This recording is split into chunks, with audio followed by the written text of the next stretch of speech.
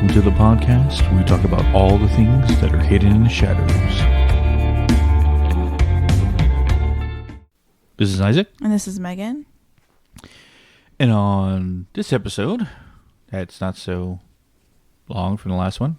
I feel like this is kind of a little bit like a spontaneous paranormal conversation. A little bit. No, not really, because this can take up a whole episode. Yeah. And for preface, for those who've been listening to us for a while, and I'm talking people who, I don't say follow us from day one, probably maybe, I don't know if any people still around. Yeah, there's probably a good handful of people. I always make that joke, like we're going to be in our like rocking chairs, black rocking chairs, like doing the podcast still, right? And there's probably a good chunk of people that I know is probably that listen to us from the beginning that's probably still going to listen to us when we're in those rocking chairs. Repeating the same thing we said like 5 minutes ago over again. Yeah. I told this demon. You already talked about that. What? Oh. Did you talk about the aliens? Hey. Yeah. Hold on. Oh my God, did you just fart? You might want to check those pants. Well, you know, at my age, it comes out more creamier than ever.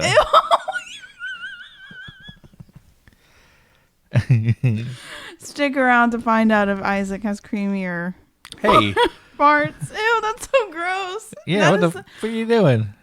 Huh? What are you doing? What? Talking about creamy farts. You just said creamy. Yeah, well, I'm an old senior citizen, not now. No, I said stick around. Oh, God. Yeah, Get for it? another 50 years. Yeah. Ew, that right there, that can make anyone go, ugh. It's like the word moist. Ugh. Creamy fart. Ah! It's gross. Gross. We're trying to be serious and we went to creamy farts. I said, for preface, I know those who have been with us for a long time and you followed us from the beginning to what we are now, and the things we've talked about, I know has been outlandish. I remember I talked about this on another podcast, and I said simply that if you were to write my story, my life story, out, it'd be the most outlandish story you've ever heard. And in retrospect, yeah, when I think about it from my perspective, it is, I don't know, so much for one person to experience in one lifetime. For both of us. Everything that me and you have seen in our time of only 5 years, right? 4 years. Yeah, 4 years now. Yeah. Since 2020. Granted, you had your experiences before then. I had my experiences before then. But everything to the utmost highest degree has been within 4 years of September of 2020. After that day, that month, everything has gone exceedingly faster and more, I don't know, outlandish. I won't find a better word for that, but more, out there. From, taking out demons to imprison them in a ring, to remote viewing and seeing things you've seen, to talking to some of the things we've talked to, and then helping the people we've helped, and everything that we've learned in that short period of time. Mm-hmm. And I think real quick, while you're on that, to also kind of preface this, because some people might be hearing you say that and go, well, like, how are you able to, like, keep experiencing things? And I think it's important to say, I think it's the ability and wanting to know more, wanting to go forward. Part of it. I'll say that's a part of it, but I've always said that people like me and you, someone like me, someone like you, our abilities are not going to go unnoticed for long. They're not. And that goes for everyone and everything out there. We attract challenge because of who we are. And also the things we've taken down. Hence why you've had to learn how to put up a shield. Right? Everything is a cause and effect. We get attacked, our ability grows from everything. We learn from our mistakes. And I would say a mistake, like we made a mistake, like in a sense that every time we're met with a challenge, we evolve to meet it the next time. Hence why our abilities are keep growing.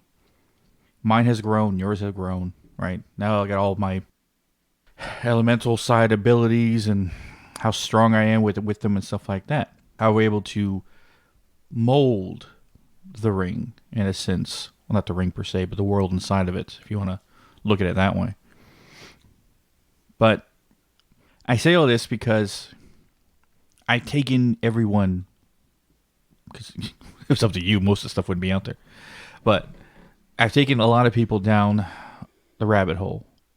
And with today's story, I'm just going to take you that much more deeper. Yeah. And what he means by that, if it was up to me, I wouldn't want it out there, just because me and Isaac and almost everything are like yin and yang. We literally are perfect for each other in a sense that he is one way, I'm one way, but we find a balance in between. He would like to tell you guys everything that he encounters and deals with and stuff like that. Yeah. Some things. Well, and I'm on the other side of don't. And so we have to meet in the middle, just because, obviously everything's a balance. And this is one of those things that I think through evolving with my ability, I'm a little bit more okay to talk about. Whereas if you would have brought this subject to me, like maybe even 2021, 2022, I would have said, we're not doing an episode on that. We cannot do an episode on that. And I think how our podcast has evolved and has originally, obviously we started with the intention of sharing stories and started with the intention of just getting out there for people to listen to. But obviously our journey has evolved to something so much more. And I kind of noticed that, like, I had to come to terms with it in a sense of, like, we're not like a lot of the other podcasts in a sense of, with numbers or with stuff like that. We're not going to appeal, I should say, to skeptic people. We're just not. But we do appeal to people that I've noticed question a lot of things and want to go about their abilities and want to dive into other subjects and stuff like that are not the supernatural at face value. There's deeper meanings and deeper things with it. So we're not going to get everybody. In a crowd of like 50, we might get like 4 or 5 people that are like, yeah, you guys are fucking awesome. Yeah. I just forgot what I was going to say. I don't know. I felt like called to say that. I don't know. So, like I said, taking down the rabbit hole. So, and I kind of want to, push people to see how far I can take them before they go like a breaking point when it comes to some information. But that's what I was going to say. Yeah. And it kind of goes with the idea that when I talk to people, that's how I kind of see, like, okay, where's your line? What's too much for you to believe before you go, okay, this is crazy. And the reason why I did that with people I met and I knew, because I want to know exactly where they stand. But I have tried to walk a very thin line of not associating with people who burn their names with the most outlandish, craziest things you ever heard. Now, some of it might be true, and some others, more than half the time, they're looking for their 15 minutes of fame. But I have come to the understanding, it doesn't matter. It does not matter, because regardless of what I tell people, whether it is 100% true, they're never going to believe it, because they are so death gripped on their reality that the second you threaten in any way, they get violent and they push you away. And see, that's interesting that you say that, because I know with myself, right? I hate being uncomfortable. And I had to learn that with uncomfortability, that's where you grow. Yeah. I love being comfortable. I love staying in a spot where I don't have to go crazy. But if I stayed there, my abilities wouldn't go the way it is. Podcast wouldn't be where it is. We wouldn't have met the people that we met if I didn't kind of like go into the uncomfortability. And I think that's what some people, they don't like their reality change. They're comfortable in that little box with blinders on the side. And when you start like challenging that, it gets it gets like they just get so uncomfortable that it's like, no, no, I don't want this, you know. We've seen that even with investigators that we've talked to before, where we start talking about like what we do and how we do it, and they automatically go for the jugular. And the way I have felt it through like my psychic stuff is that it almost feels like, no, like this is what it's supposed to be. You can't be doing this. You can't be doing it that way. And we're not doing anything infringing on anything or doing anything wrong or whatever. But it's just like the idea that this can be done and it's working for us. It challenges a lot of things that are concrete in a lot of people's minds. And yeah. Sorry. You keep saying things that are sending things that I feel like I need to say. Yes, but we're yeah, off the tangent. I'm sorry. No, we're what's the word? We're edging the audience. Ew, don't say that. That's gross. But like I said, how can one person experience everything I have in my life, even with Megan at the same time, and still expect it? And I say this because demons, ghosts, yeah, that was normal. Well, normal to me, normal to us. You know, evil shamans, skinwalkers, witches, elementals, primordial evil, right? Became normal place. Dealing with spiritual essence of energies and entities was normal for us. Even seeing a gnome, right? That kind of, oh, okay, I got to deal with the fae. I already deal with ghosts and demons and shit, and I got to deal with the fae too after seeing a gnome. No. Apparently the universe was not done with giving me weird shit. I say this because I've had an experience with aliens, extraterrestrials, interdimensional beings, whatever you want to call them, the gray. Yes, I am now in a boat with others who have claimed the same thing. Strange thing about me, I was never abducted. I was never out of control. I was never hypnotized. I was never taken control of. I was never, I don't say manipulated, but they couldn't and they wouldn't put me in a place that I didn't have control and power. Or I don't know if they could. Let's say that. That's what's interesting about my situation. So, to give context, I've always talked about the mind forest. And I always talked about how I built my particular mind forest. I know I enter other people's mind forest and I pull out their negative energy. I always say the mind forest is the subconscious part of everyone's mind where you keep all your darkness, essentially your trauma, your negative emotions, things that has built up over time kind of go into this place. Everybody's mind forest is different. But I modeled and built mine after the woods here on the East Coast in North Carolina. Tall trees, short grass, surrounded an open field, about the size of a football field, and night sky, because I always found solace at the night. Moon, stars, clear night. And originally it was set up like a campfire, right? Fire pit in the middle, 4 logs around where me and my spirit guides could sit. And over time, each spirit guide came in. Now I have 4. Originally it was 3. And the 4th came kind of later.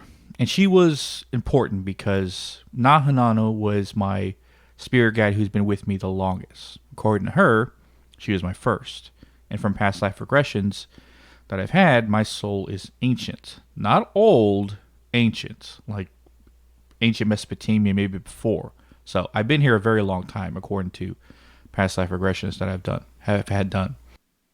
So after encounters with other entities, caused me to secure the mind forest and build more into it. In my personal mind forest, I built a longhouse, a Viking longhouse. I modeled it after the longhouse from Assassin's Creed Valhalla. So basically, that's what it looks like on the inside. I built a table with the Algus rune carved into it, and 5 chairs, for each of my spirit guides and myself to sit at. And on the table was a little fire kind of floating above it. It's blue flamed. Even the fire pit in the original was blue. All the fire has always been blue. Anyway, so this place I built as a sanctuary where I could speak to my spirit guides. And like I said, I've had other spirits, entities come in, not aliens, come in, conversate, ask things, make alliances in that place. And I'll talk about those at some point in time. But that's not important at the moment. So this place I've secured.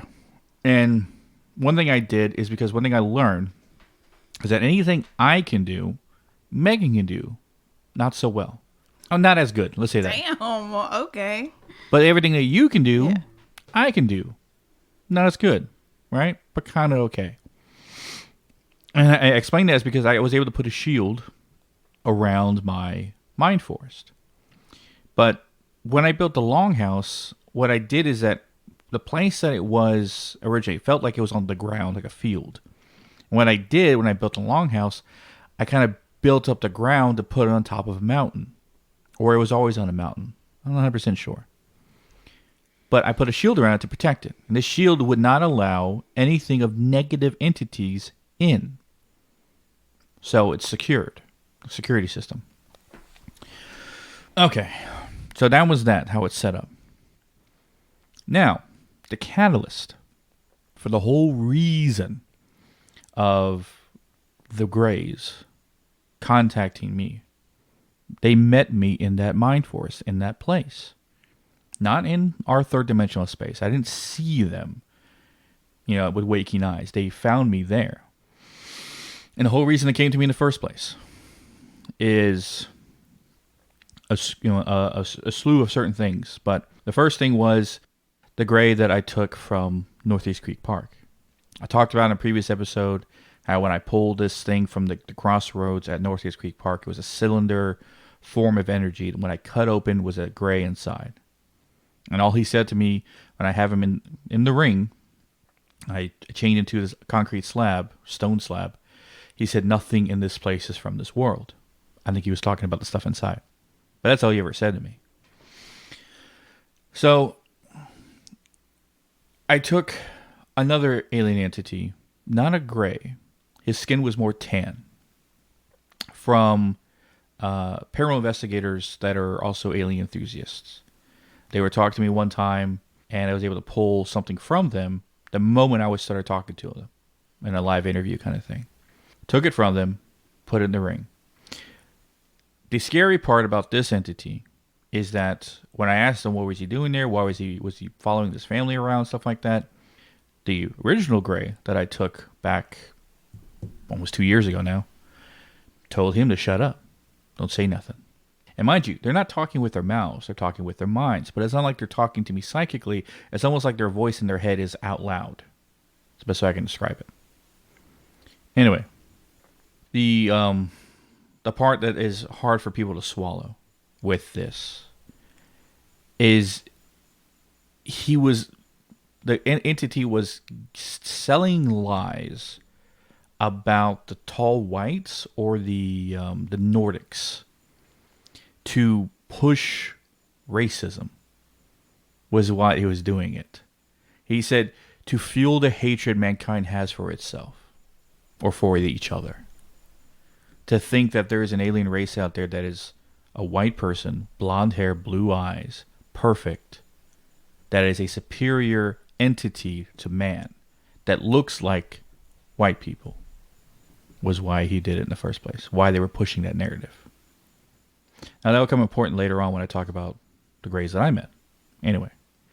But I just found that interesting that was kind of the beans he spilled with that.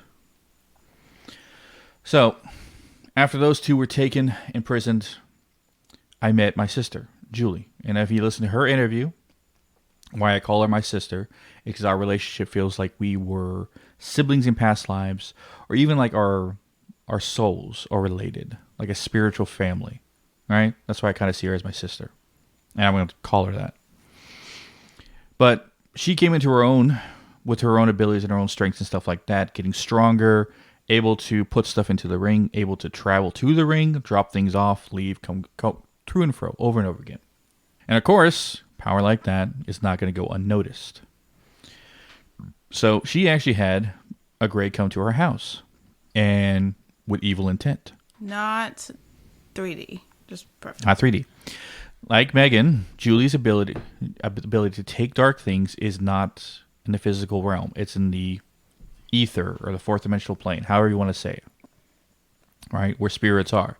When she remote views and she takes spirits from places, it's on the ether. Same for Julie. That's where they go. Me, I'm here physically. So I'm still separated in that idea. My ability is physical. Megan and Julie's abilities are psychic. They're out there, remote viewing wise. So Julie takes this gray down, sends it to the ring, tells me about it. Literally the next night, she gets one of these assholes in her mind force that Julie built herself. I think Julie told me she modeled it after the vampire house from Elder Ring. I don't know. I don't know. I never played the game. But anyone who has played Elder Ring, like, oh, yeah, I know what you're talking about. Anyway, she put it on the side of a mountain. Anyway, it's almost like a castle. A lot of rooms and stuff like that. And The Mind Force kind of sounds like Sims.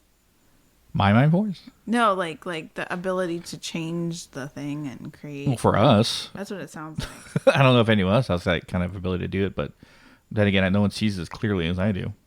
Anyway, so she found one of them in her mind force, looking for something or trying to find some place in her mind to take control. Who knows?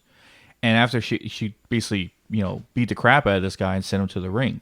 So I had a plethora of grays, negative grays, coming into the ring. Took him. And I think it was about a week later, I get the signal. When I say a signal. When my spirit guides want to tell me something, it's important. Like, hey, I need your damn attention now. The right side of my head gets a sensation that feels like the relief after a headache. Like a migraine level headache, that relief you get, that numbing, almost, pleasant feeling of relief. And sometimes it feels like that. Sometimes it's a little more like a ping, like a sharp, like they're trying to get my attention really fast. And this was the painful, like what? And I had to, of course, close my eyes and look. And I go into the ring. I go into my mind forest. And I go into the longhouse. And I look at them. I'm like, what's going on? All of them have their weapons up, aimed at the door. And I go, what? And they said, it's outside. I go out there. It's a tall gray standing there. Very tall. And mind you, my higher self form that I am in when I'm in my mind forest, I'm also in that same form in the ring, is tall. And I want to say about 6'10", 7 feet, possibly. Right? Because I'm not a small person. I'm 5'10", so my higher self obviously is a lot bigger. But I go in there, and this guy's taller than me. So I'd push him like 7.5, 8 feet. And lanky, gray, bluish skin, right? Not so like, you wouldn't call it gray skin, like almost bluish gray skin. And it wasn't like slimy or like scaly or something. It almost reminded me of like lizard skin in a sense that it has texture to it. It doesn't look like a suit. It looks like skin, essentially. But I think you made an AI image of it one time. It looked pretty good. It's like spot on. Yeah. Yeah. Yeah, because that's my go-to. I swear if AI wasn't around, I wouldn't be able to show what I see. It's a cool way for me to do that. Anyways. But yeah, big black eyes, little mouth, very tall, very lanky, long fingers, long legs and stuff like that. No genitalia, just, nothing down there. And he says his name is Mind Tack. Exactly how it sounds, exactly how it spells. Mind Tack, right? But when we conversate, it's not like we're speaking words. He shows images in my head. He shows me images. And it could be things he pulls from my own memory, so I can relate to him. It's not like he showed me image of like space or something like that I don't understand. Which is crazy because, like, for me, I don't know, with a lot of other psychics, that's how spirits on the ether kind of communicate. Like, they'll pull things that you can relate, or I don't know if it's a spirit actually doing it or you yourself doing it to be able to relate to what they're saying or pushing energy-wise towards out. So it was a lot of interpretation of what he was trying to get across. The questions I would ask, he would show me an image of. And sometimes I would do it for him. Like, I would show an image of something from my memories to relate to what he wants, to kind of the question he asked. So it was a lot of interpretation of emotions, feelings, and imagery from that. So it wasn't much of a language, but that's how he was speaking to me. And the gist of our conversation is that he was amazed at the fact of what my sister did to these dark grays. And that's what the terminology he used. Negative grays. To which I asked, how do I know you're not? Well, then again, sorry, I do know you're not evil because you're here. But what makes the difference between you and them? And he said, your understanding of the higher dimensions is spot on. And how you, talking about you, Megan, have theorized what you've seen from the dimensions, and i.e. there's 12, and they go positive and they go negative. And we're in the middle, the third dimensional plane, which there's no 1 or 2 dimensions, which is funny. Like we're in the middle and it goes 12 up and 12 down, negative and positive, right? Mm-hmm. He says as there is a negative gray, there is a positive gray, which he is. And there's negative grays, which he calls bilac, or he called it the bilac, or the black, right? Because it looks like BLAK, right? Bilac, or bilac, which essentially is the black, which he calls a negative gray. And that's what I referred him to after that. Anytime he talked about the negative gray, he would always refer to him as the black. Could have been a better name. I don't know. That's their language. Well, no, the way that... No, that sounds intimidating. Like, if you were just saying the whatever comes... Is that... Say it? The black. No. Oh, the bilac. Yeah. Anyway, so he was impressed at the idea of what me and my sister did, especially taking down those grays and how I imprisoned him. But I asked, why didn't you go talk to her? He said, she kind of whipped, he was nervous about going to her mind force after what she did to the last ones that were there. And he figured since I seemed to be more, not peaceable, but because I had my shield up, that it filtered out negative entities. And the fact that he showed up there, I would know that he didn't come with any even ill intent. So, he was smart in that idea. Anyway, what he wanted from me and my sister was an alliance. A deal to be made. And I told him, there's nothing really here. And I'm talking about like the ether, fourth dimensional space. And I theorize that my mind force is not like in my head. It's a place I go to. Right? Like that's... People think the mind force is like a place in my head. No, it's not. It's a place I go to. Hence why I think these other entities can go there, because it's not in my head. But I get the signal off that, hey, something's going on. We need your attention. Like, I pop up there. I'm like remote viewing, but only almost to like a specific... place that, almost like a place that's attached to you. Yes. And I see, it's kind of like remote viewing, but I only go to one place. It's all I can go to. Anyway. But he wanted to make an alliance. And I told him the only help I need is out there. Talking about here. Third dimensional space. And if you can find some way to... I call it funding the war. Oh my God. I always joke with him because I was like, you always come up with the craziest... Not craziest, but like... dad jokey, like kind of terminology. Extra is the word you're looking for. Extra. Yeah. There you go. But essentially, like some way of getting us money to me and you to investigate, to put a team together so we could go across the world, conquering negative entities. That's funding the war, right? Essentially. Oh, that always gives me like, damn. Anyway, later on, we make it a separate deal of saying, if you could somehow put an opportunity for me to fall into a career that I didn't think I would ever be good at, nor did I ever think that I could do, that would earn me extra money, right? So we kind of came to that compromise that later on, but not important. So I say, yeah, what do you need our help with? What is the situation? What do you need? Well, he said, the black have a leader. And he showed me like a general, like a militant. But also he showed me scenes from Batman Dark Knight Rises, specifically Bane, and relating to how Bane was depicted in the movie, a warlord, right? How he was holding a city hostage. So I was like, oh, okay. So there's a member of the black who's a warlord who's keeping, he basically described a planet hostage. And I said, I can't help you there. That's where my sister would come in handy. Granted, I can ensure that anything that's taken from that place, gray-wise, will be imprisoned in the ring, but that will be up to her. And he was like, yeah, I understand. So I said, I have to talk to her. I have to ask her and stuff like that. Anyway, I think I talked to her the next day and told her what was going on, what would happen. And she goes, what the hell are you talking about? Like Julie was like, oh, yeah. And then Julie has her own in detail experience about what she does. And I'm going to tell you the best I can.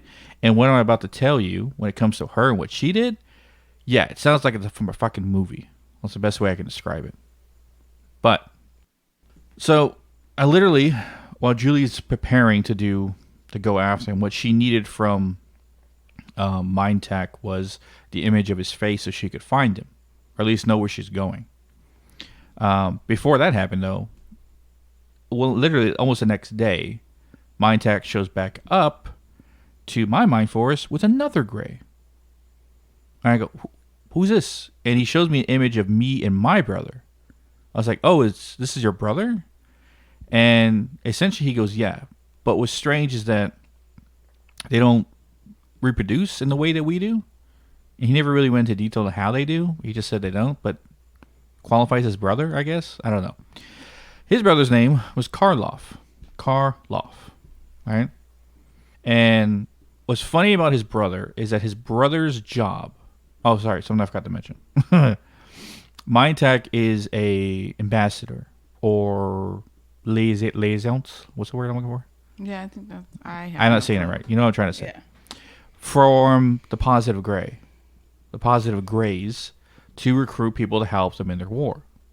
One thing he mentioned about the black is that every negative experience that anyone's ever had with grays has come from the black. The black look exactly like the positive grays. The only difference is the experience you might have with them. So positive grays, positive experience, negative grays, negative experience. So that's how plainly he made it. He said, by the way, we are not called the grays. That's what you call us, humanity. And he showed me what they're called. And what language I was looking at looked like math mixed with Greek, mixed with some other letter characters I couldn't freaking put together. So, yeah, I was no way at what to call him. So, and that's the printed version of his language. Anyway, Karloff, his main job was to observe humanity and learn. And what Karloff liked to do was watch everything pop culture-wise of humanity. He knew all stuff from movies, TV shows, music, video games, everything. How long he's been doing this, I don't know. Apparently a long time, because he knew everything about everything. And Karloff got the impression that he was younger. Now, here's the thing. Him and my tech look exactly the same. Exactly same height, everything. How did I tell them apart? It's the energy they were giving. You think about a person you've met, and you recognize their face. And you know their face and stuff like that. You study it, you meet with them. But if someone was looked exactly like them, you would know that that's not the same person you've always met. Because you come in more in touch with their soul. But humans, we don't put our soul on display as much. We put them over our physical vessel. But if we all looked exactly the same, we would have to count on pushing our soul more in order for people to know us apart. That's what they were doing. They were putting their soul forward. So I knew who Mindtech was. I knew who Karloff was because they were pushing their essence of who they are. And that's how I was able to tell them apart. Which is interesting. Anyway. So before Julie goes off and does what she does, another gray shows up the next day. And I ask, oh, who's this one?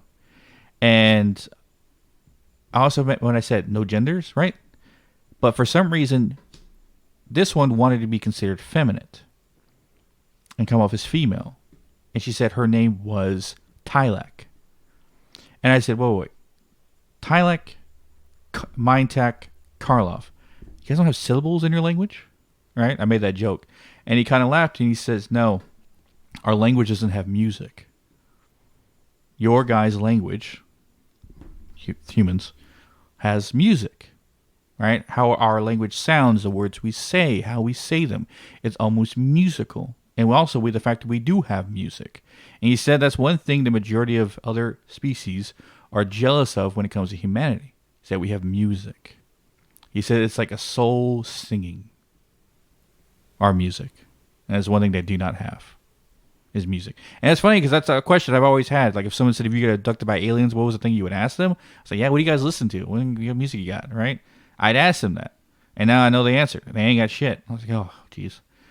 Anyway, I asked them, why is she here? And kind of the same reason Karloff came as well. They wanted to see this place, my Mind Force. And I asked why. And they said, out of all human history, no one has built a place like this. I was like, no one? No shamans, no monks, no Buddhist priests? No one built a place like this? And they said, and then she said, Tylek said, many have come close and kind of built their own thing, but never welcoming to other entities. You built a place that feels safe for other entities to come to. So I was like, oh, okay. And they wanted to witness it because they said no other humanity has ever done this. And she said something about even your, she didn't say my counterpart, but the other like me, Solomon. I was like, wait, King Solomon? He goes, yeah. I'm like, how the hell do you guys know King Solomon? He's like, well, we witnessed him. I was like, whoa, come back. You witnessed him? How old are you guys? Right? And they said, and this is what part of the conversation I had with them, where it gets really, like, it hurts my head, right? As a third dimensional being, yeah, it's going to do that to everyone. They explain time in a way that I could understand. They say, we are alive and we are dead at the same time, but we are here. Because time to them is non-linear. It's not like to us. We see it. We progress slowly through it. We're imprisoned by it here. In the dimension where they're from, which they said is a fourth dimension, right? Where time and space doesn't work the same way ours does. It's always here and it's always not. He says he can think of a memory and actually be living it in the future, in the past. And he showed me a scene from the Watchmen TV show on HBO Max. You've never seen it. The Watchmen. Wait, didn't Chris Bledsoe have something like that? That's the Watchtower. Oh. I'm talking about the Watchmen, the superheroes. Okay. No, the Watchmen TV show. There was a scene specifically he pulled from my memory to help explain. And it was a scene where Dr. Manhattan was talking to, I forget her name. She played one of the female superheroes, but he ends up falling in love with her.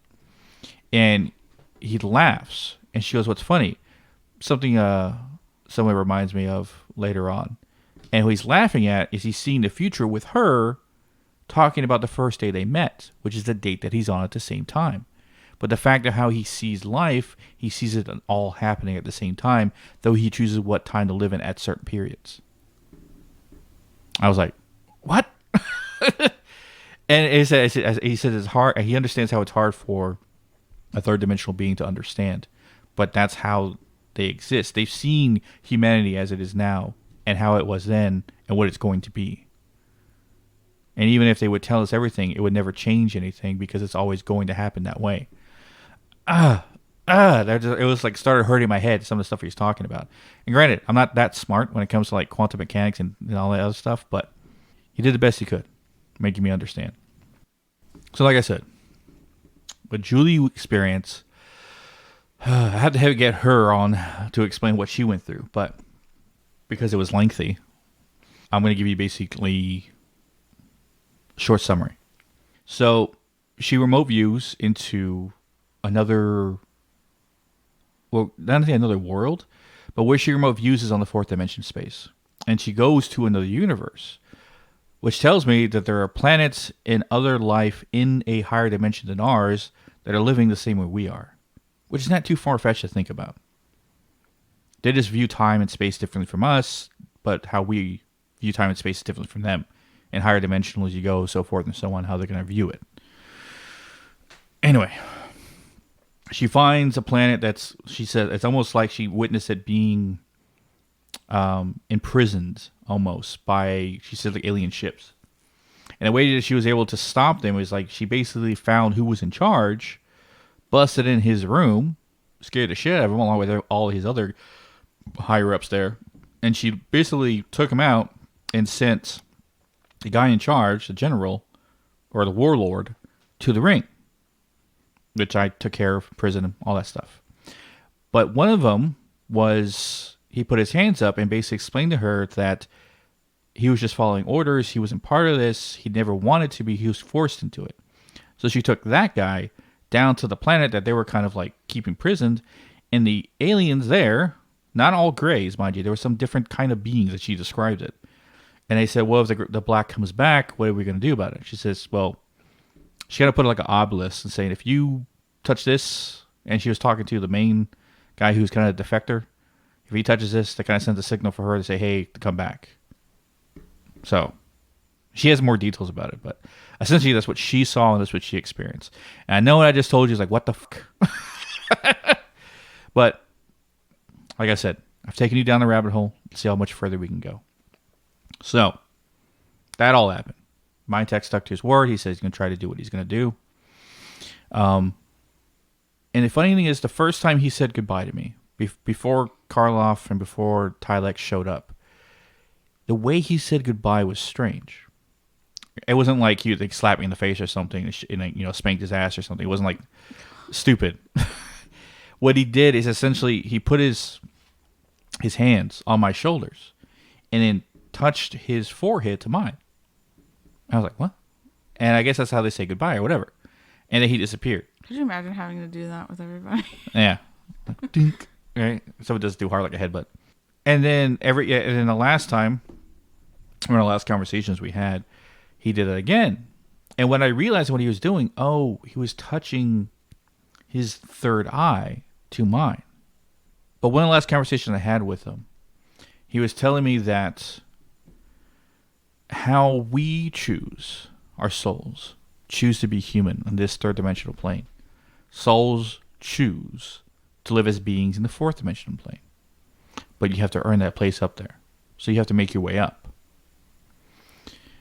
And what he doesn't understand is that negative people can choose to come back in a negative dimension as a negative gray. And he says that's why you have to be wary of the black, because they choose to be evil. They choose that place. They choose those lives. They choose exactly what they're doing.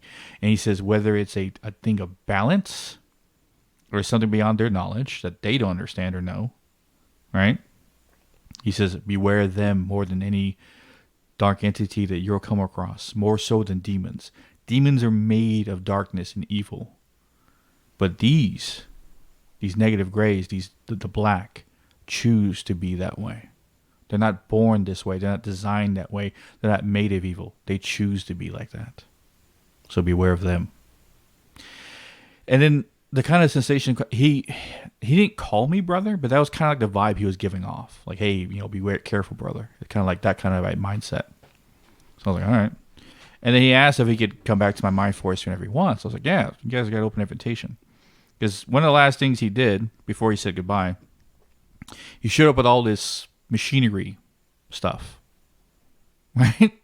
And I was like, what the hell are you doing? He's like, I'm giving you a gift, for helping us out and stuff like that. What are you talking about?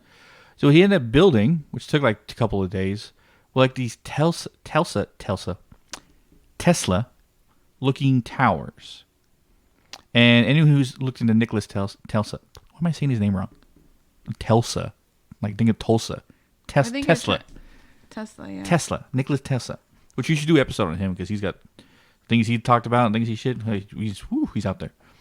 But if you ever look up the Tesla towers, right, that he built to essentially give the world free energy, which he wanted to do. He wanted to give the world free electricity across the entire world. It kind of looks like that, but there's 5 or 6 of them surrounding the edges of my mind forest. And what they did, he said, you need to activate them. After he was done building them. I was like, what do you mean? He says, push lightning into it. And like I talked about in the previous thing, Shadow Walker Part 6, lightning was one of the things that electricity can control. So I basically fire like a bolt of lightning, essentially, into them, and it activates. And I hear it go, and all of a sudden you see like electricity connect in this giant circle, and then activates like a cage, dome almost. like a caged dome over the Mind Force. And I go, thanks, but what are you doing? It says, extra security. Now, if anything negative tries to come through there, they'll be electrified. I'm like, all right. Didn't really need it, but thanks anyway. But yeah. So that was kind of the last conversation I had with him. After he gave me those things, he kind of left, tapped his third eye against mine, and then disappeared. Hasn't been back since. Here is where it continues to get weirder. Now, my own experience with mind tech in the light grays, I say light grays, positive grays, wasn't done. Because I remember I was sitting in my chair, watching wrestling, or playing video games, whatever I was doing. You bust in saying, okay, you deal with the aliens. I don't want to deal with them too. I'm like, what's going on? He said, one of these guys tried to show me something. I went on some trip, I went someplace, and like this guy was talking to me. What? Explain what happened. So, when it comes to aliens, like, I don't know, like, I have no problem talking to demonic things, and I've talked to higher dimensional beings, but like once it starts getting like real alien-y, I don't know, it freaks me out. And so I had a thing where it was, sometimes I'll go, like if I'm just sitting, like relaxing, whatever, I'll go on like little mini meditation things, I guess I don't know how to call it, sessions, whatever. And I kept feeling like how he says like a buzz, like something wanted to talk. And so I started following like what it was, and it was in the middle, and you'll see the thumbnail that I put on Instagram. That's why I love AI, because I could show exactly what I see on AI or on Instagram.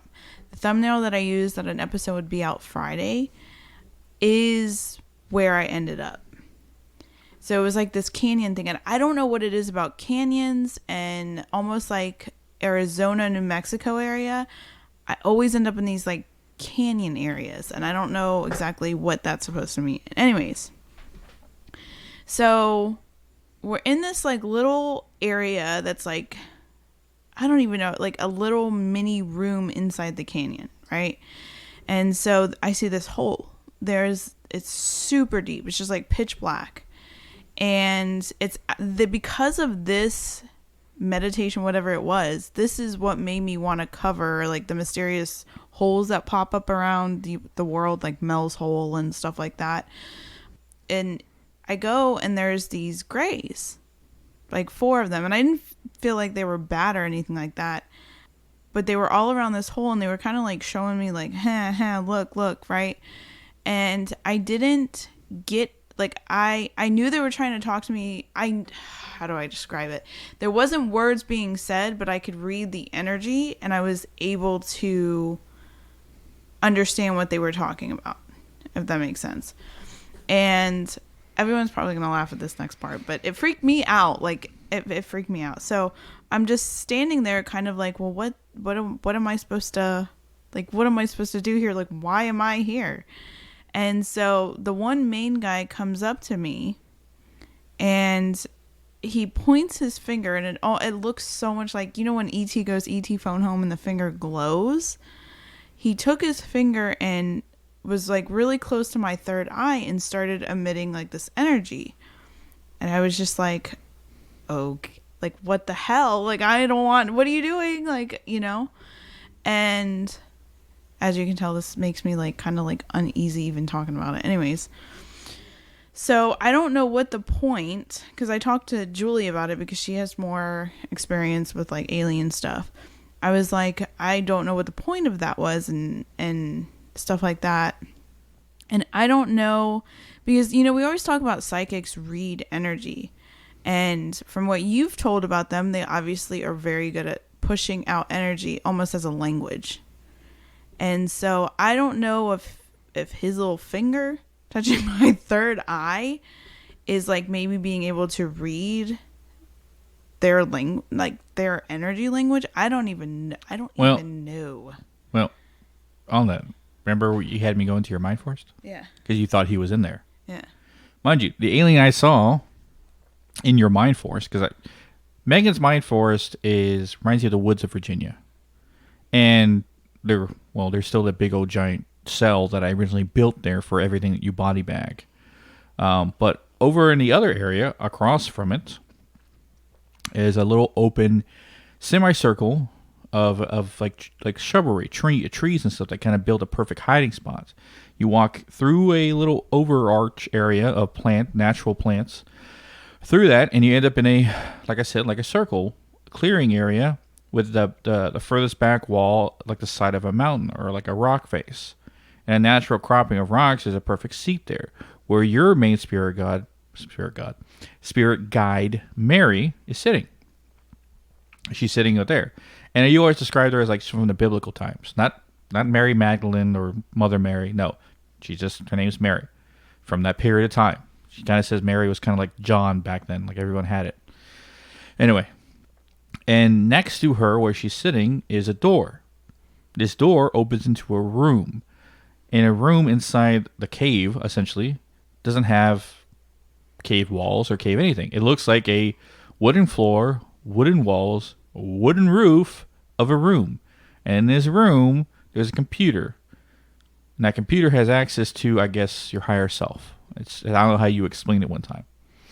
But also, I remember I had to build like towers and towers and towers of processing units to give you more, I guess, access. And it's funny because when it comes to technology, like that's what I'm going to school for is cybersecurity. Funny enough, putting up shields to keep hackers out. Yeah. And that's also what I do in the spiritual realm. Yeah. Which is funny. But I've always had, it's funny that it's computers because I've always had, when I was 3 years old, my dad's dad started teaching me about computers, and I was able to program computers at the age of 4 and 5. And I used to take apart my parents' computer and put it back together. So I just thought it was ironic that there's a computer in there. Anyway, so when I go to your mind forest, right, there is a smaller alien, and his skin's not gray; it's more bluish green. Is the best way I can describe it. And he's smaller. He's like smaller than me. Like I would put him at maybe my height now, 5'10". But in my higher self form, of course, everything's smaller. Anyway, he's pointing to the door. Like he wants to go in there. I'm like, all right. So I go in there. We go into the computer room, and he holds up. It looks to be a USB stick, right? Mm-hmm. And he has it in his hand, right? And he's gesturing, plug it in. I'm like, why can't he talk to me like Mind Tech does? Why he's doing all this like this mind work? Anyway. So I said, yeah. And he plugs it into Megan's one of her USBs in her computer slot things. And mind you, your computer is like an Apple computer, like from the late 90s, the colored ones. Which is what I learned how to do everything on. Anyway, so he plugs it in, and he's pointing to the computer. All of a sudden, he's typing something, and it looks like alien language, and I see it translating to English. I was like, oh, he was giving Megan... He's downloading information for Megan, able to read their language. Which, if you're saying it's all energy, that makes a lot of sense. Yeah. And he just kind of disappeared from that. Oh, two things I forgot to mention. Tylek is Mind Tech's wife. Now, like I said, they don't have genders, and they don't have relationships the way that we have relationships, but I asked who Tylek was. He showed me, imagery pulled a memory of me and you. So I was like, oh, it's his wife, right? Mm-hmm. And one thing he talked about spaceships. He said spaceships are alive. And he used the relation of like a rider and a horse. Like horses are alive, but they don't have much intelligence other than to obey the person riding them. And he says that's why spaceships don't have any technology inside of them. People, abductees, have always talked about going inside ships, not seeing any, like a control center or steering wheel or anything. It's just like a seat. If you want to call it a seat, that's in there. And he says, yeah, because when we go into the ships, it's how we travel from their dimension to ours. And it's so essentially, it's like plugging in your energy. Yeah. Essentially, your energy is the key. They become one with the ship to able to transfer. And he said it's like a rider and a steed. Mm-hmm. Like it's kind of like how Avatar painted it, like how you connect. I mean, the little tail things. But fucking spaceships. Okay, yeah. So he said they're alive, right? I didn't ask him if these ships are they grown, are they built, are they born? I didn't ask any of that. I just all right, yeah, okay. But yeah, that was an alien experience. And I know, probably listening to this going, yeah, you full of shit, yeah. But I've also talked about pulling demons through phones. I've talked about imprisoning demons in a ring, in a world that is unlike any place like here. So if you believe me so far, why is this so far-fetched? Why? Because it's aliens. Because this is the part that me and you, I'm talking to you. Mm-hmm. I'm talking to you who's listening. I'm talking to you, right? Me? Yes, you. Okay. Who, me? Couldn't be. Anyway.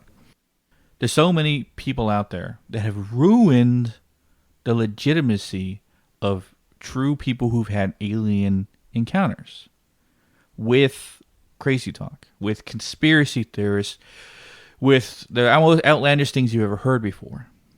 And like I said, granted, most of this might be true, but there's also a good chunk of people out there that are looking just to exploit the whole alien community. And as someone like me, who I never thought would have any encounters with aliens, why would I? I'm dealing with demons, I'm dealing with ghosts, I'm dealing with spirits, I'm dealing with that world. Every time, like since the beginning of this episode, I've been having it replay and replay and replay and replay again. That vision or dream or whatever it was that you had where the government was like, the alien was in the seat and it asked you to pull. It was a crash. Yeah. Yeah. But there were two dead bodies that looked human. Right, the Greys we talked to, Mindtech and them, they look like Greys. They look like tall Greys. They don't look human. These things that the government had me pull negative energy from looked human-esque, like about the same size. They had ears. They had eyes, two normal size eyes, a mouth, a nose. Right? Mm. They looked human-esque. Granted, their skin color was like a purplish blue, and that could have been a different species. But they looked more human. Like they had the same proportions as us. Like Mindtech and the Greys, skinny necks, skinny shoulders. You know what they kind of remind me of? You know that, oh my God, someone listening might know what I'm talking about, but there is a freaking techno EDM type of song that all I know is there's a line in there that's like, it sounds like he's saying Tapi Cocasita. And he does this thing where he does like his hips. That's the fucking Harlem Shake. No. That line isn't Harlem Shake. Tapi Tocasita? I don't think so. Killian used to watch it. It was like Tapi Tocasita. Lucy was sampled. Wait, hold on. Tapi Tocasita. And then he would go, I, Tapi Tocasita, I. And the... That's what I get. It could be another language and I'm just saying it wrong. But he goes like this and it's just an alien walking on like a planet, but it's like he's going like that. And it goes like Tapi Tocasita, I, Tapi Tocasita, I. That's what they look like. If Mindtech was in my if Mindtech was in my mind force, he'd be shaking his head. That is literally the best way I could describe to me what they look like when I went into that canyon thing. And I actually AI'd a photo to send to Julie of what I saw. Not necessarily of the Greys, but of the area that I was in. And I'll post it on Instagram so you guys can see it.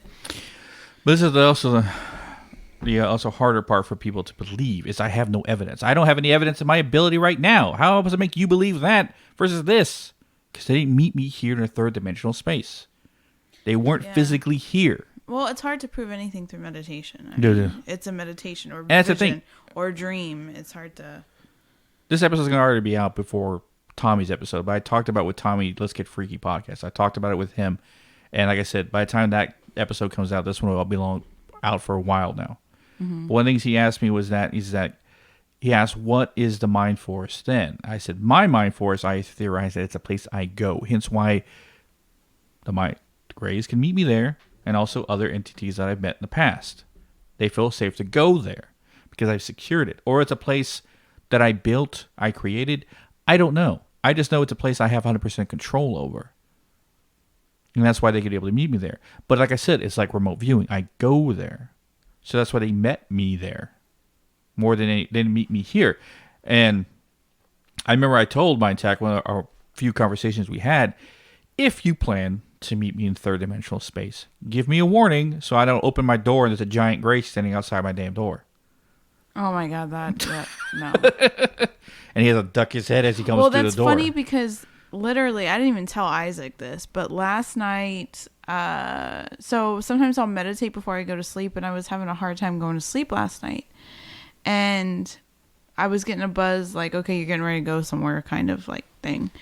And I was in a field, almost looked like the parks field, but it was somewhere else. It didn't look exactly like it. And again, it was grays, and they were talking specifically about abductions and something with the soul and something like that. I still don't know. I gotta meditate and see if I could pull up from my subconscious that information. But I thought that was weird, and then ironically, we recorded an alien episode. So yeah. I mean, I knew we were gonna record this beforehand, but the fact that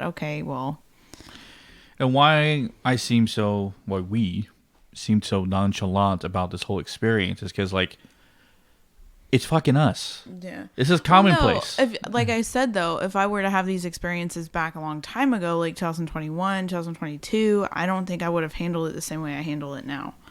You know, it's just all about evolutionizing your ability and your mind and all that stuff. I've come to accept already, after everything we've experienced, that this is just our life. Right?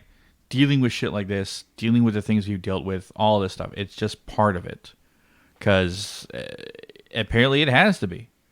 Like I said, dealing with aliens is never something I thought. And now I got to deal with these negative grays out there called the black. Right? I'm already fighting hell, in a sense, with demons and dark stuff like that all the time. Now I got to have another war with an alien, negative gray race out there called the black. Oh my God. It's like it just never ends. And the thing is, I was kind of asked into it, right? Because I gave him the whole thing, like, hey, I can't really help you because I can't go get them, right? It's more Julie's fight than anything with the black versus me. I'm kind of just a warden of the prison that she sends the shit to. So I'm not really going after them. And another thing, too, I don't think they can find us. They can't find us here. Well, that's the thing. I don't know if anybody remote viewed, so I don't know what my deal is too. He talks about aliens, but I have had a lot of encounters recently with what you would call, they keep calling themselves guardians, right? It's like higher dimensional beings. They almost look like the counterpart to the Grim Reaper. They have hoods. They're all white though. I'll post a picture on that. Like I'll post like on Instagram things that we've talked about in this episode and photos relating to what we've talked about. But the other day I had that like a guardian was here or whatever, and it gave me an imagery of how high. So apparently when I shield the house, spirits can come through with good intentions, but anybody that remote views with negative intention, anybody that remote views, there's a limitation to where they could go. They can go outside of the house, but they can't go inside. And then any higher being or negative being, obviously negative gets filtered out, can't come in at all. Higher being can, but it stays in the proximity whatever of the yard, and I have to be the one to allow it in essentially. And how they see the house is almost like, you know how like the Alien and Alien versus Predator and how we described like Glimmerman and all that stuff, where it's almost like a ripple.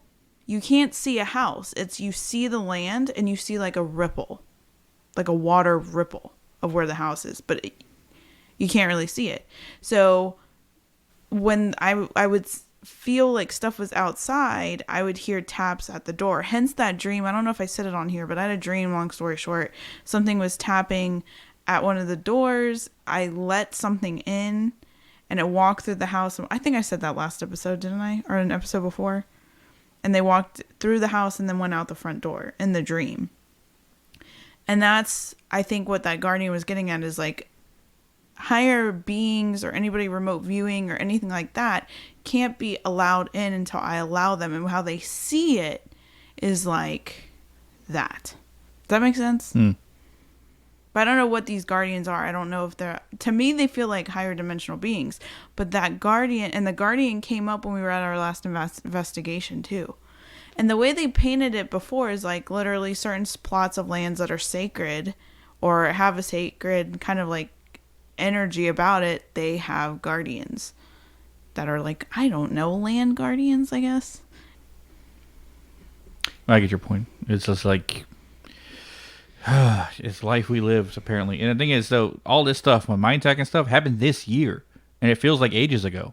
Yeah. It was April. Yeah. April. All this shit happened.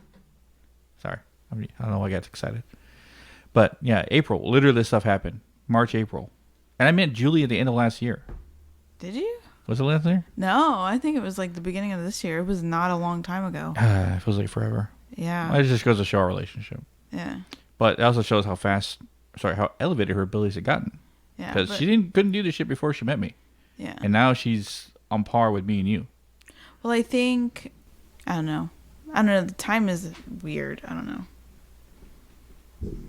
know. But things happen so much and so rapid and so profound for us in short periods of time that I'll say, oh, remember that? It happened. I felt like it was a long time ago. It was like last week. Yeah. Just because in a week time we'll experience so much shit and then like nothing. But yeah, with mind tech and so forth, it's just an alien experience that if I was anyone else without this ability of mine, without the experiences, I would be lumped in with the rest of the people who had alien experiences. Maybe try to make a book out of it. Maybe try to make a story about it. Right? Called a kook, called as whatever. Right? Because there's been people out there who had plenty of alien experiences. Wasn't on the physical plane. Was in dreams. Was in their minds. Whatever the reason. Well, I think that's what the whole... Again, I got to figure out what the heck the message was. But like last night, that's what they were talking about. Is like that alien, the gray alien thing in the wooded area, the circle area. This is last night? Last night, yeah. You didn't tell me this. I just said it on the podcast. I thought you were talking about the first experience you had after the mind tech stuff. No, this was last night. I was talking about...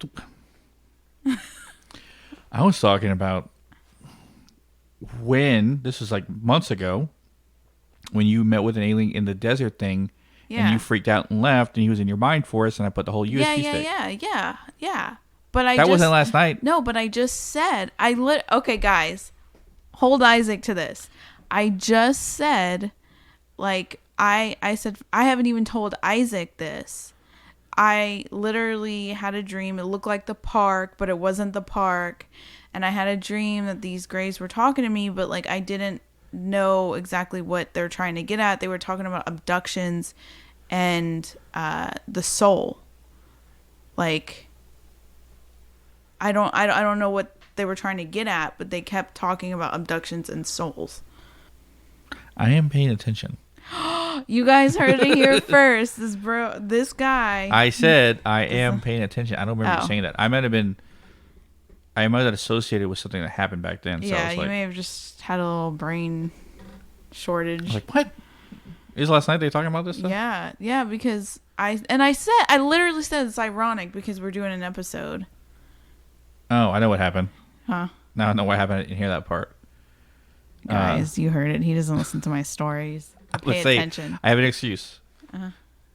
Something's going on up in my mind force. Someone wants my attention. Oh, okay. So I had to stop for a second and go, who the fuck's going up there? Anyway. So he looked like he was talking. I'm staring off into space and you think I'm listening. Which I can't say anything because sometimes I channel when he talks. Yeah. So, yeah, I got that out in the open now. And again, like I said, this story of mine will be lumped into everything else I've talked about. And the thing is, I'll be surprised if the alien community wants me to talk about this more. You know why they probably won't? Because I'm associated with the paranormal community.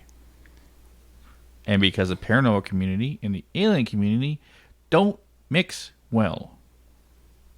Why? I don't know. We can learn a lot from each other. And for the simple fact that thinking aliens and spirits and ghosts and demons are exclusive from each other is dumb. Because if aliens are on the fourth dimensional plane, and we've always theorized that's where ghosts and demons are. Oh, that reminded me of something. Speaking of which, I asked the second one I took, the tannish one I took from those other people, what are demons to you? he said, brothers in arms. So, What? Can the negative gray, the black, whether I don't think this tan one was part of the black whatsoever, but negative grays Whoa. considered demons brothers in arms. Oh, I just had a thing. What? So demons are known for their energy, right? Yeah. That is what they're known for. They are addicted to our negative energy. Yeah. Yeah. And it's just ironic that also if the positive aliens communicate and push forward through energy, the negative ones have to too. Also, demons hate humanity. Yeah. Hate it. Well, they hate us because they want to, whatever reasons, but that's why they torture us for our negative emotions, because they feed off it. It seems in negative grays, everything we've heard negative from people have had negative experiences with grays is always like they're being experimented on, they're being tortured. It's almost like they're being kept as cattle, marked, whatever like this, going through extremely traumatic experiences. And I don't know if they're feeding off our negative energy, or maybe they're just seeing why humans are the way they are. Maybe they're figuring out ways to destroy us. According to that tan one, they're always looking at ways to manipulate us. So they don't have humanity's best interest. And then in every positive experience anyone's ever had with grays, it's almost like they're trying to educate us. They're trying to help us. They're trying to give us better technology, or they're trying to give us a better understanding of the cosmos or enlightenment or something like that. It's always like a positive experience on that side of stuff. It seems more spiritual in a sense, or at least how to enlighten your mind and travel beyond. When the negative ones are just experimenting on us. So that's why you can kind of tell the difference from the experiences people have had in the past. Granted, Interesting. this is one time, and Mind Tech hasn't been back. It's not like he's avoiding me or anything like that. He might be busy. I don't know. Oh my god, that's so crazy. But like in a good way, not like in a oh god, you're crazy. No, But the last experience, you want to talk about recent stuff? The last experience, I had, and this is why I know for sure our war with the black isn't done. I know it's not done because Julie had a recent experience with a gray, right? So, or the black or negative gray.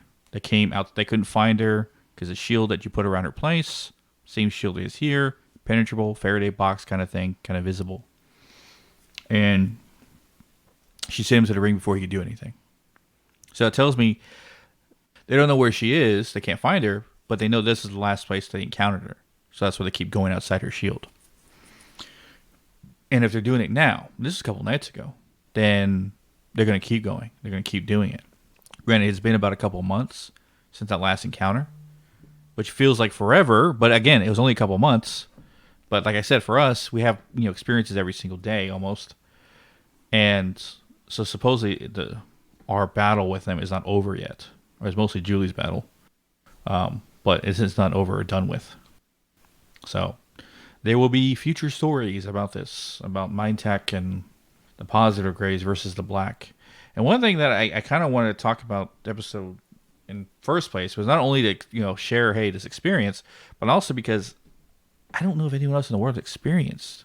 I know they've had their own alien experiences, but I want to know if anyone else out there has experienced negative grays who call themselves the black or have been called the black or have heard that phrase, the black, associated with negative grays. Like, is this singular to me, or is there other people who've experienced such things? I don't know. But now we know that, well, at least I know for sure, that there are positive grays and there are negative grays. Yeah. Yeah. And other alien species that are seen to be on a positive, negative side of the energy spectrum, just as people. Oh, one of the funny things I asked Mind Tech about, hey, so do you know what's going on with other aliens across, experiences, stuff like that? And he goes, no. Do you know what every other human is going on in the world? All right. And I go, no. He says, how am I supposed to know? That's true. It's like he doesn't keep track of everyone's doing, but I thought it was just funny. But yeah, that wraps us up with this extremely outlandish episode. Yeah. Yeah. But if you have questions on it, or you want to talk to me about it, message us, Instagram. Our social media handles at Hidden in the Shadows Podcast on Instagram, Hidden in the Shadows 6 on X, Hidden in the Shadows Podcast 2 on TikTok. Our links to all our social media, always you can listen to it at hiddenshadowspodcast.com. Yeah. So, we'll catch your weirdos in the next one. Yes.